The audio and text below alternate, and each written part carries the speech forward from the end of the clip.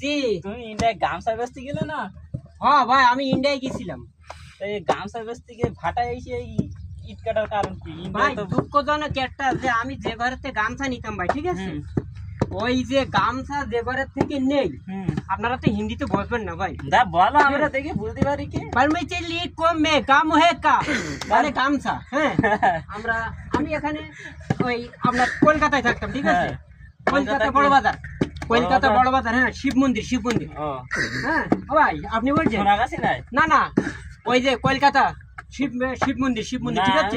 কলকাতা সোনাগাছি গাম না সোনাগাছি ওটা হলো দুরন্ত, ঠিক আছে। হ্যাঁ এখন ভাই আপনাদের বলবো কি, আমি যে সময় এই গামছা ওখান থেকে কিনে লোড দিছি, 2 ঘাড়ে লোড দিছি ভাই, বুঝছাও, লোড একবার, হ্যাঁ একদম ফুল লোড দিছি ঘাড়ে। এখন ভাই বলবো কি, আমি নিয়ে যাচ্ছি